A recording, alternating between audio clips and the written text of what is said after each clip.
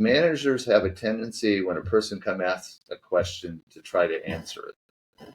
And of course, that shouldn't be what they do. What they should be is challenge the person to figure out the answer themselves. Mm-hmm. Say, okay, I could answer it, or you could think about this, this, and this, and then come back maybe with an answer. And then they capture the idea, the process of learning how to make those answers themselves. And it's a big development process for them. It makes them far more effective, far more valuable. Absolutely.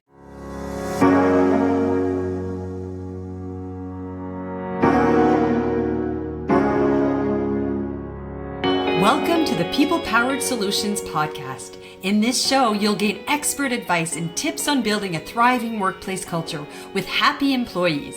I'm your host, Lorianne Duguay, and I'm thrilled to be spending this time with you today.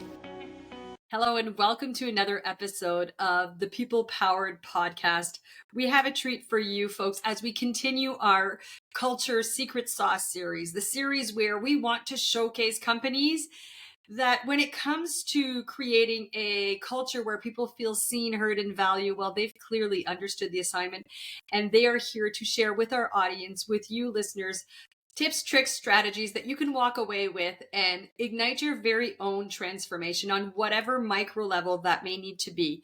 So folks, today we welcome someone who has had over 35 bosses over his career span. So let's be honest, I'm pretty sure that this fella knows a thing or two about good and bad leadership. So looking forward to him sharing his insights relevant to what makes a good boss what makes a good leader, and what makes what I refer to as a boss, because I see that nuance between the two. I have alluded to it in past episodes that your leader is that coach, the person who empowers and truly helps you see your potential, but then coaches you along as you step into that full potential, while your boss is the one who typically will manage workloads and delegate. And that's pretty much where I feel that role ends. The other thing that our guest has also been privy to is a very recent acquisition in what I believe is a series of acquisition over the years.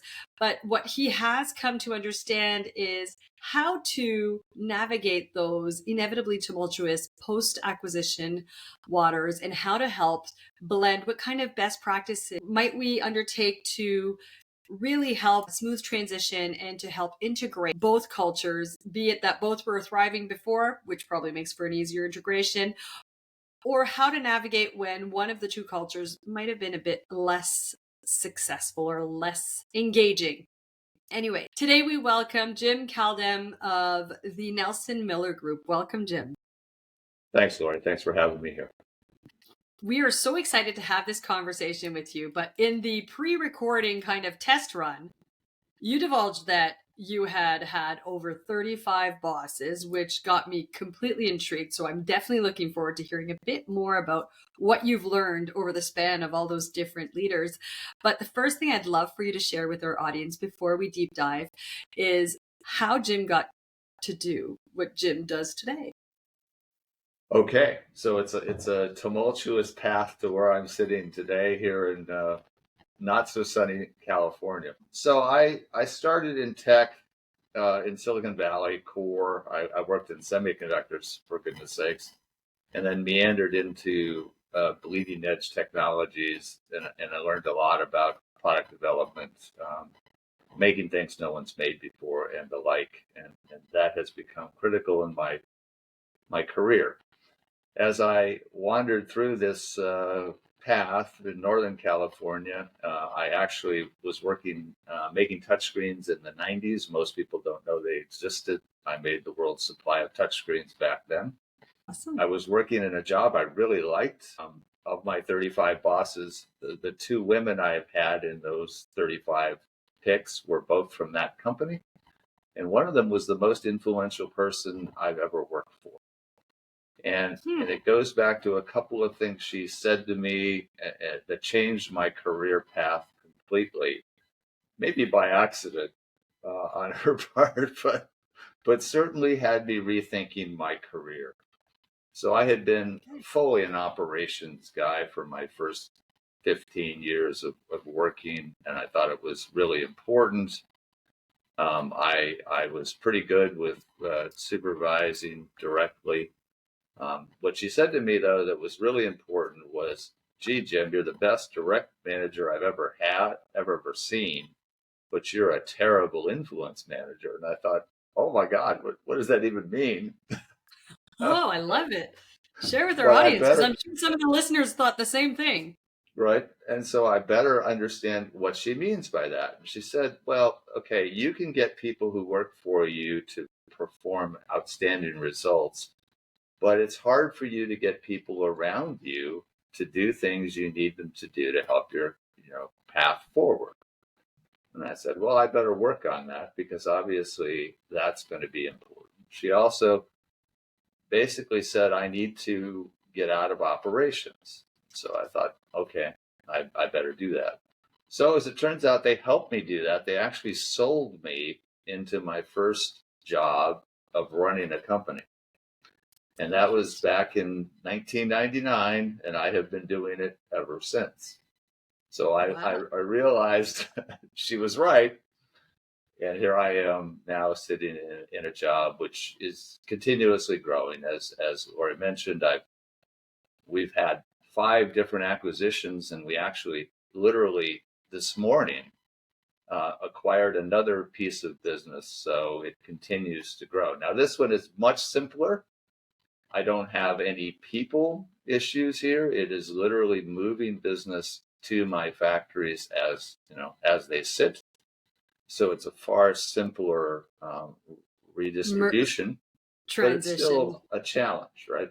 Got to get it Absolutely, done. absolutely. Really quickly, Jim, how about you tell us a bit more? You're talking about factories, so people are starting to get an understanding of what it is you do, but let's share a Yep. bit more about Nelson Miller Group. Yeah. So we are a human machine interface company mostly. However, we also have a nameplate manufacturing factory. So chances are, if you live in North America, we are making the faceplate and badging for your water meter outside.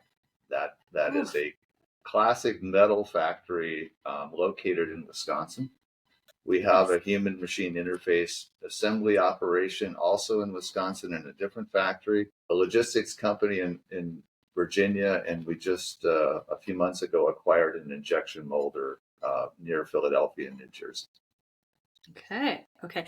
And I'm pretty sure when we spoke, some of the stories you shared were relevant to that last New Jersey acquisition, right? Well, it's a combination of the New Jersey and Virginia one. So the Okay. Virginia one, it's interesting you brought up success and non-success. So COVID was certainly an impact on most companies, right? However, the core business here in Wisconsin and California actually did pretty well during COVID because we do a lot of medical devices. And so that was pretty healthy business during that particular time frame. They had to have the equipment. Corresponding company in Virginia was greatly impacted by COVID and shrunk almost 25%. Wow. So the two businesses came together in a much different atmosphere. One was doing pretty well, one was struggling, although still profitable. When we originally were acquired by our investment partner, within a few months of each other, we were two different businesses kind of running side by side. However, they decided about 4 or 5 months in to put them together, call them the Nelson Miller Group, which is a derivative of our old name, and put me in charge of both companies. So I had to take on the responsibility of figuring out a company which was mostly logistics, did some similar things to us. Part of our business is sourcing relationships in Asia, and figure out how we can best integrate organizationally the two groups. So that was one of the big challenges we've been dealing with really for about a year. And I would say about 3 months ago or 4 months ago, companies have those aha moments. Well, we had one. So things don't really gradually get better. Just one day they're better. And we had that happen in November. Well, why don't you share with our audience a bit more insight into what specifically the aha moment was, but also what you believe may have contributed to the buildup that led to the moment itself? So I think somewhat some of the problems that we had early on in this come together was kind of discussions by the equity owners of what each group was going to be. And I think there was probably a bit of a misunderstanding of what the two businesses were and how they could work together. And I think as we spent more time together, realizing that the businesses are more common, there's more commonality than we thought originally. And we could make this kind of work together by defining opportunities as they came in and which path they'd go down. And that was sort of the aha moment we made, is just figuring out what a new opportunity meant and where it should find itself going. And once So we had that, in yeah, finding out, sorry, really quickly, in finding out, did you kind of come to an understanding of what were the attributes that when they show up, this is telling us it might be an opportunity? yes, I think that's right. And I think we realized that if we had something that would be quick and require more nimbleness, that probably fit the Virginia location better. Whereas if it needed a lot more development, engineering, focus, resources, it would fit the Wisconsin facilities better. So that was Awesome. kind of So the breakdown. defining if the project coming in has a certain profile, then it makes more sense That's for right. us to align it there versus if it has a different profile, then that makes more Right. sense. And And the was aha that moment, rooted? Sorry, no, go the ahead. aha moment though, Lori, really was Virginia location brought us an opportunity that they would have typically gone a certain path, but we could engineer it for them and make it better. And it allowed them to get margins instead of 25% much, much higher. So highest margins they've seen because it was much more unique, much more customer savvy, the product exactly what the customer wanted. So that was really one of the breakthroughs. So it was truly leveraging the strengths of both operations That's right. that led to this highly optimized result, this highly optimized product that met, from what I'm hearing, a good 110% of what the expectations of that client was. That's right. So I'm assuming let's talk a bit about process, that Mhm. in understanding the client's needs, there are some conversations that need to be had to really be Yeah. clear on expectations and determine and define, I suppose, what that ideal product would look like, Right. right? So So let me give you one quick thing that I think is interesting on the sales side that I've actually kind of recently decided this is how we're going to work going forward. And that sales are really four steps. What we realize is we have people who are good at each step, and so we've more optimized their roles depending on which step they fit best. mm, So the first step in a sales process is the open. It's finding the lead, right? And there are people who are really good at that, and there are people who are awful, right? Most people don't like to make that phone call, send that email. Some people like it though, and they enjoy it. But nothing happens till you have the open. So then we had this discussion where I used to say it was three things, but I've been convinced there's four now. The next is the discovery section of a sales process. And this is really important in our space because usually I used to think the customer kind of knew what they needed, but more recently I've realized they don't exactly know what they need. And that's this discovery process, which is going through it with them and figuring out, okay, you say you want this, but in reality, you really needed to do that. And that's not exactly what you had in mind. So there's this can I whole, get you to pause a bit there? yeah, yeah, Because that translates in so many other places of the world. right. When That's I have right, clients call me and say, Lori, we need a training for this. Can you design a training for this? And I'm like, what makes you think it's training that's required? Well, it must be a training because it's not getting done, right. right? And in Yes, exploring with them, it's actually a system that needs to be implemented to rework the kind of the process itself in order for it to be consistently applied, or there might be something missing. That works internally with your own staff as well, just to the benefit of the listeners. Don't assume that the symptom being brought to you, or if they've self-diagnosed what the actual root cause is, that might not be the root cause. In coaching clients, we always talk about the 7 whys. Start with a why, and why do you think that is? And why do you think? Honestly, you likely won't get to the root cause of what they really want and the why before the 6th or 7th why. So don't be afraid to continue kind of prompting them through that reflection in order for them to discover what the real why is. And it sounds like that's a similar process that you work through with the client. Absolutely, Lori. I mean, to me, sales is just another process, right? It's just another, management is a process, and sales is just one vehicle of that process, right? And so Absolutely. the third step we have is kind of this development where we spend time making, if the sale needs to be expanded and the final is closed. And once we realized who did what, we became much better, much more effective. And that also helped with our coming together, if you will. Absolutely. About leveraging strengths, taking the time. So is there a particular way that you've mapped out who is really good at certain things? Like, were you kind of adhering to the performance development plans?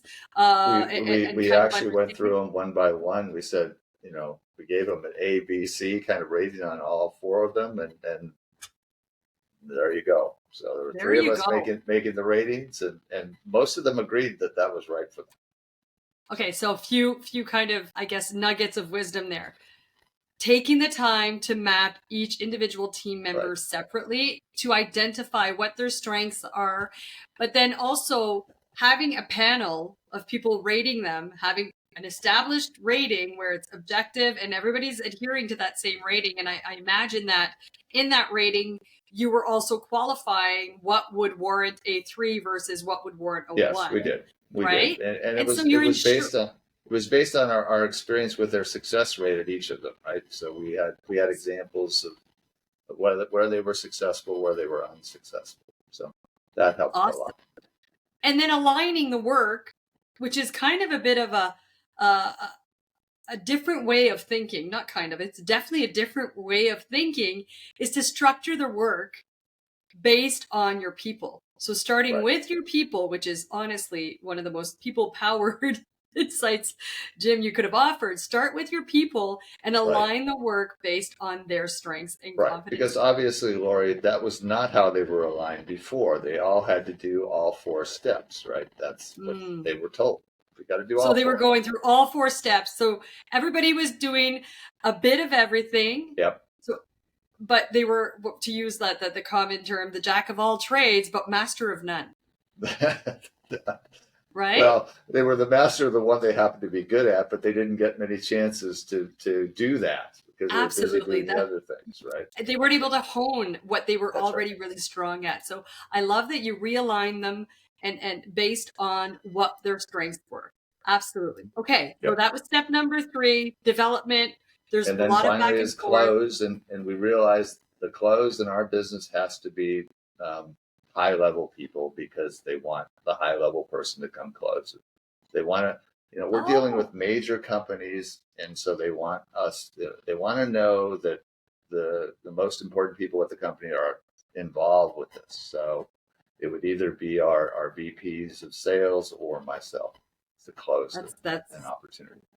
Absolutely. If I'm going to be investing in any service, I expect that I be speaking to someone who, either a founder, someone who had a hand in whatever developing and the business as it is that I've approached them for whatever service or product I'm looking for. So a nice personal touch to make sure that you've got that higher level, that senior executive involved in the closing. I imagine you also have some of your maybe high potential sales folks involved in that too, just to help kind of groom that succession. Yeah, you bet. Yeah. You bet. Okay. So really quickly, based on what we've just shared, I've heard a number of lessons right there. Actually, really early on, when you started talking about the 2 companies coming together, you said, they were both companies, they were struggling. One of them was struggling, but still profitable. Right. And for me, that was a beautiful share because just because you're making money doesn't mean that you're truly tapping your full potential. That's right. Right? As a company, from a success perspective, if you take the time to assess whether or not your people are happy, whether or not they are truly operating at the highest level of performance that they're capable of, then you will truly never know what that potential really is. So, just because you're profitable, don't take for granted that there's no work to be done. I think there is always work to be done. And what you perceive as profitable, if you start with the thought that what if I'm only operating at a fraction of what we're actually capable of, and make sure to take the time to work with your people to understand how they're feeling, understand what they're really great at, what they really enjoy doing versus where there might be room for improvement, and then give them the tools they need to be able to improve on that. So that was one of my first kind of nuggets of wisdom that I'm not sure that's, you shared it for me to pick up on, but I really like that one sentence. You also shared about how you took that sales process. And so again, folks, we can liken that to any process you're currently doing. And from a business process re-engineering perspective, you started with your people rather than start with the process. So any BPR project, normally you're going to backtrack, Kaizens of the world, the leans of the world will always focus on the process and look where there's duplication, where there's waste. There seems to be that missing kind of link, that thread that goes from end to end, the people. It's interesting, Laura, you bring up lean, because I did a full implementation back in the day, and it was flawless, and it was very, very productive, probably 6 to 7 times productivity improvement in the facility. And I've been in businesses since which are not necessarily lean ready or lean capable, because the business is too job shoppy. That means you don't have consistent flow. But I really am a disciple of lean philosophies. And there's a couple that make the most sense in this business. Obviously, it's about people. So the more flexible the people are, the better the opportunity has to be. It's about making it simple. So lean is really about simplicity. One of the key things to me is I have these two things: never start something you can't finish, and just work on the next job, which gets rid of one of the things that I would watch my factories do for hours and hours, and that was spend their time scheduling. And I said, what's the value of that? That's certainly not lean. That's as non-lean as you can have. Why don't we just work on the next thing they get? And they're like, you can't do that. I said, well, sure we can. They just go to the car. They just go and they grab it. and get started. And it works flawlessly. I just saw a graph yesterday of a factory we changed around. They used to have 700 jobs on the floor with 70 people. And I thought, okay, how can they possibly think that makes sense? And their on-time delivery was about 60%. A year later, they have about 100 jobs on the floor. Their on-time delivery is 99%. So that's how it should be. Absolutely. That's how it should be, right? Absolutely. So definitely rethinking the processes, but starting with the people and taking the time to even map out where they're strong, where they're not, using the performance development process as a development Lori, tool. let me add one other thing. I think is most important in companies, and that's people know what's going on. They know what the score is. For goodness sakes, I don't hide information from them. I tell them how we're doing and tell them what they need to know for the business to win, because everybody wants to know how we win. Yes, absolutely. And that's where I want to go to next with, because I want to talk about, I think that was one of the examples that was brought to the table when we were talking about the blending of cultures, and how there was a culture that was a lot less transparent versus the transparency that you afford. But also what I've just heard from that is the importance of not only kind of setting that vision, but then you show the vision, you get the vision, get everybody to make sure that they understand that vision, but then telling them what needs to happen for us to get there, so that they're that much more invested into bringing that vision into fruition. Definitely.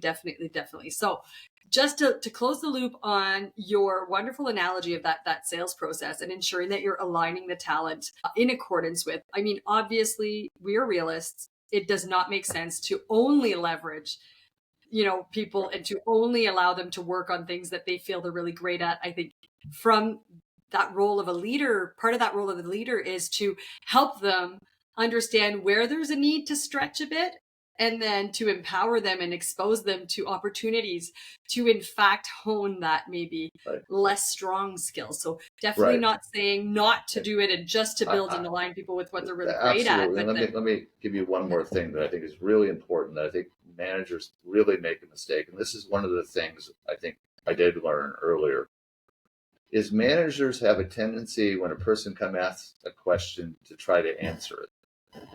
And of course, that shouldn't be what they do. What they should be is challenge the person to figure out the answer themselves. Mm-hmm. Say, okay, I could answer it, or you could think about this, this, and this, and then come back maybe with an answer. And then they capture the idea, the process of learning how to make those answers themselves.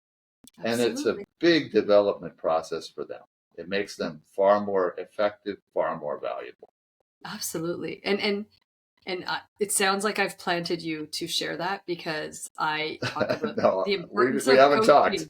talked. Like the importance of coaching and even the reasons that managers feel they need to provide it. They think that, let me just give the answer. It'll just save me a lot of time. But that's in fact adding more time to your schedule down the line, because what you're in fact doing is reducing their confidence in themselves to generate some solutions, to troubleshoot, to apply those critical thinking skills, to come up with, ways that we might be able to mitigate this particular challenge or whatever problem they've come to you with. Mm-hmm. If you spend initially a bit of time helping them explore that, walking them through that critical thinking pattern, it might sound like, what have you tried in the past when you've encountered this?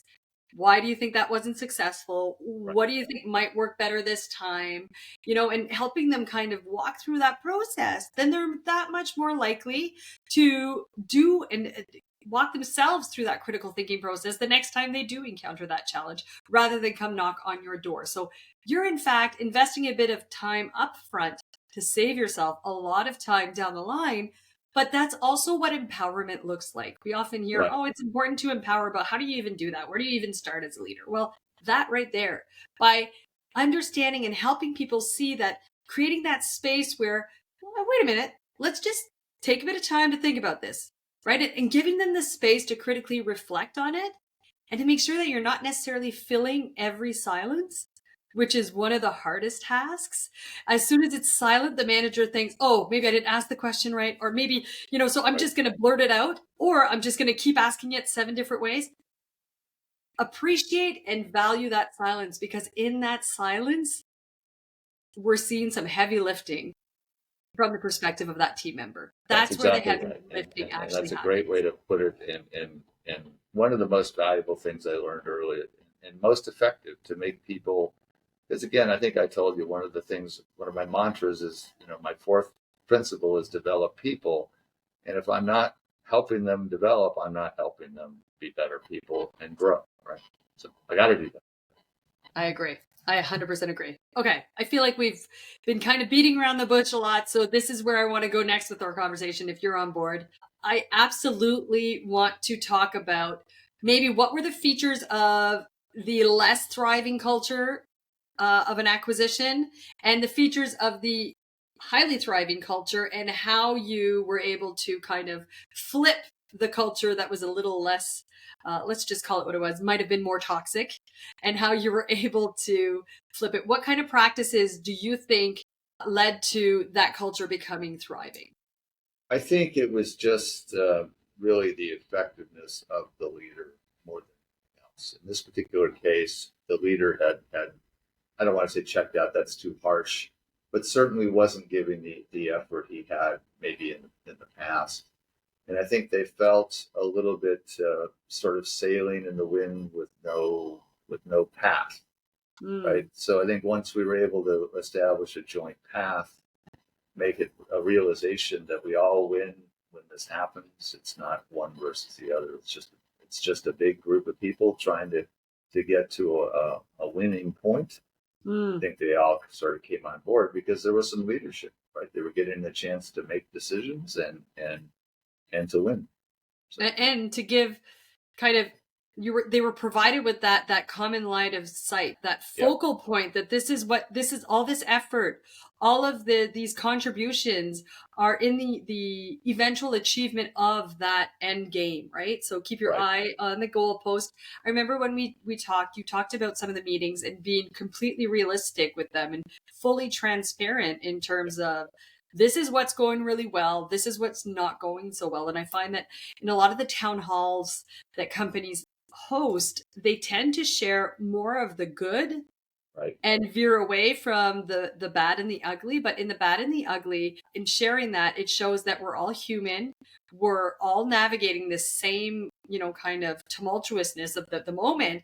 But at the end of the day, it normalizes their experience, where I thought maybe it was just me that was really crappy at my job. Well, it actually shows me that it's bigger than just me. And then by kind of reiterating that focal point, that end game, you're able to say, but okay, so now we're going to shift our mindset to, what can we do to stay the course? What can we do to make sure we're still getting there?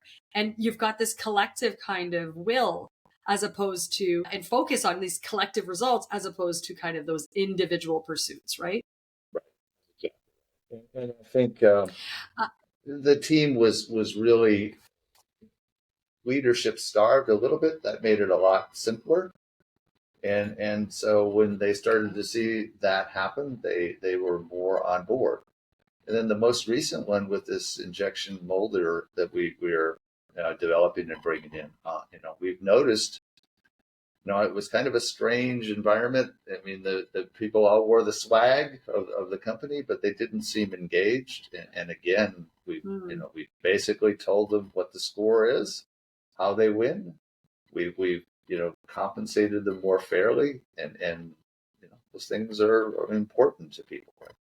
They're absolutely treated well. So just because they had the swag, I'm hearing, doesn't mean they were highly engaged. No, they had the swag, but were otherwise checked out. Right. Yeah. So they just didn't care much because there wasn't much reason for them to. So give them a reason to care. Share with them that goal, and make sure that the goal is not too far away. FYI, if you're going to have that kind of longer term vision in your strategic plan, you've got your 3 to 5 year plan, and these are the deliverables, if you will, or the priorities. You still need to have an annual operational plan, and you need to report back to them regularly. I've heard of this amazing company recently that did it monthly, and they had a very structured 1 hour meeting once a month that reported back relevant to that annual operational plan, and where we at, what we believe might have factored into any delays versus what might have fueled the achievement of going over and above what our goal was, and constantly revisiting that to harness that momentum to make sure that people are still on board and they're seeing that their work is all towards something actually coming to fruition. And you need to be celebrating those shorter term wins, also addressing those shorter term setbacks. So Lori, we do monthly at each location. So the plant leaders, have a monthly, and that I meander around and do a quarterly with all of them. So yeah. That's and meander around. You go physically to each location. I go physically to some location, and it rotates. So yeah, absolutely. As much as we've migrated to this hybrid world of work, I think there's still a lot of value of having senior level folks walking the floor, talking to people. Another one of our interviews during during the series, the CEO herself would walk during tours of the company. She would go and accompany the tours for a certain period on they were labs. So she would walk through them in the lab and really kind of just be the face of the business in the business, not just in that kind of strategic higher level role. So no, certainly absolutely. Important. If they don't know who I am, I haven't done my job. So I have to be on the sites, and they have to know. Absolutely. Okay. Thank you for sharing. I think in your share about kind of some of the elements, the leader that wasn't necessarily present or providing kind of that guidance, that direction, setting the direction of where we're working towards or where we're trying to get, that might have been impacting the level of engagement. And when they were brought into the existing company, then helping them kind of get on board and understand that vision, and then helping them work towards that as one of the best practices. The second one that I heard also is that just because you're buying them swag, don't think that will necessarily translate directly to high levels of engagement. You really need to be thinking about what else can we be doing to be meeting those. Of course, I'm going to bring it back to my 10 basic needs, folks. It's really not rocket science. There are 10 needs that need to be met. And, understanding expectations, being in the know, clearly communicating, great trained leaders who coach and empower rather than direct and delegate, certainly ensuring that everybody is set up for success is really the difference between the toxic culture versus the thriving culture. You alluded a few times to those 4 pillars, those 4 mantras of leadership that you've adhered to over the course of your career and after being exposed, I imagine, to these 35 bosses. So I'm going to leave the floor to you and ask you to please share a bit more. I might interject. It's just what I do. It's No, my no, no, job as no, a no, no. host. So they're more operationally focused, although I think that they do overlap. So I really think my number one thing, and I'll give you a cute example of not doing it. So number one is just keeping people safe. They need to go to a company and walk in there and feel safe. So I go to my molder in New Jersey. I walk in at 5 in the morning, and I just walk in. No one stops me. I'm thinking, no, wait a minute, that can't be real. You have to stop me. I can't get in at 5 in the morning, and I'm an unknown person. So obviously, the first thing I did is I got some locks put on the door. So we're coding in so they're a little bit more safe. Okay. Yeah, make sure you're creating that safe environment. Yeah, Right. absolutely. Just, again, you want to feel comfortable at your job, right? And then we spend a lot of time in all of our operations because, we are here to, make money. So reducing cost, but we're doing that in a productive way. We're looking at where we're wasting money. So we're using lean principles in all things, in the sense that, why are we doing this? Does it add value? And that's really where we spend most of our time. And we do so much stuff that doesn't add value. So there's lots of ways to reduce cost. And then we want to give the customer our best products possible. So high quality, we're making custom devices that go into aerospace, medical devices, industrial.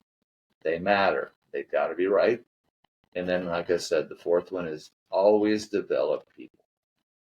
And we have kind of a cute thing. We have probably 30 people who are returnees. Of our 200 people, 30 have come back. So they left us once, but they're back. And I say nothing says better about our company than that. People want to come back and work for us. They go somewhere else, they say, we want to come back. So that's a great sign. That is that's 100% true. And it's funny because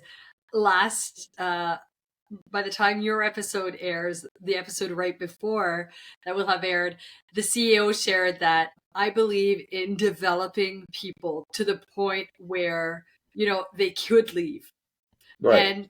And I also believe in creating the work environment that makes them not want to leave. That's so right. I will continuously invest in your development, in your growth, in your evolution.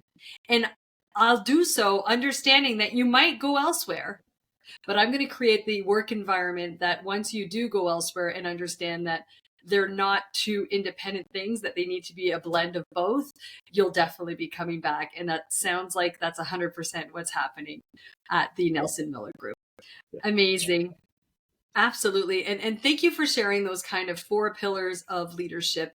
And when you talked about some of the products that you make that go into space, and those amazing things, I imagine that you also showcase the impact that those products have on the life of people as a We means do. of getting people invested that much more into the process itself and into their day-to-day, right? Part of our meetings, our plant meetings, are a discussion of where our stuff goes, how integral it is to, and then we have a little contest. Do you see our products in the field? Because we're out there. So if you see one outside, take a picture. That gets you $30 or $25, I guess we get now for a picture. No way. That's awesome. That's Right. awesome. Take a picture and capture that. Yep. And then I guess if you're not already doing this, I would also do okay, now let's reverse journey from that product. How many companies or how many people or locations had a hand in bringing it to It's a the good public, idea. right? Yeah. To Very help good idea. them really see how they're all interconnected, and despite the fact that they feel like they're doing that same repetitive thing, they're part of a bigger machine, and That's right. their work, is valued and Right. needed. So Awesome. I'll leave you with this one, Lori. So we on our calendar for 23, we put it on. So if you research our company, one of our histories is Miller Dial, and Neil Armstrong reads the plaque that we made on the moon. And so we were pretty excited to know we're going back as they do their next moon landing. We're on that too. So we're going back. No way. Yep. That's amazing. That's amazing. And making sure that everyone in the company is aware of that so that they feel again. And isn't it? It is actually, it's a NASA story where a janitor was stopped by, I believe it was one of your past presidents. And he was asked, "Oh, what is it you do here?" And obviously he had a broom in a hand and it was clear what he did. And he says, "Actually, I'm helping to put a man on the moon." That right there That's tells right. me that company or that organization has clearly understood the assignment when it comes Right. to conveying purpose and impact as a means of nurturing that seed of loyalty where they want to stick around, but not just stick around and operate, realty and not do much else, stick around and really perform to their highest capabilities in order to be able to have and contribute to that collective goal of Absolutely. putting a man on the moon. Absolutely. Essential. Absolutely. Yep. Well, that is our time. And thank you, Jim, for taking time of your crazy busy schedule to meet and share with our listeners. It sounds like the Nelson Miller Group of companies is doing amazing things. And we commend you for not only taking the time to assess the current state, your current culture, but then to continuously improve and understanding that culture optimization, culture transformation is not a one and done. It is a ongoing, lifelong for as long as the life of that company exists. Absolutely. Process. It's one of those continuous improvements you have to do, right? It's the continuous improvement project that never ends and should Right. never end, because when Should it never ends, you likely will have an end to the company as well, not long after, because Agreed. people are going to. Lori, thanks so much for having me. I really appreciate it. Awesome. One last nugget of wisdom, Jim. One thing, if you want our listeners to walk away with one nugget of wisdom, what might that be? I really do think it's just simple as take care of the people and they will take care of you. And that's all that it really comes down to, right? Wonderful. Absolutely. Well, listeners, thanks again for joining us in this additional installment of our culture series. Now, I do ask, as I do every single episode, that you reflect on some of the wonderful insights that were shared here today, that you pick one, just one action that you want to do based on what you've heard, and that you go out there and do it. Well, folks, thanks for joining us for yet another enriching conversation. To hear more about today's guests, make sure to check out the links in the description of this episode. Want to continue the conversation? Then head on over to our social media platforms, all of which are also linked in the description, to keep it going. Finally, don't forget to subscribe to make sure you don't miss another valuable episode.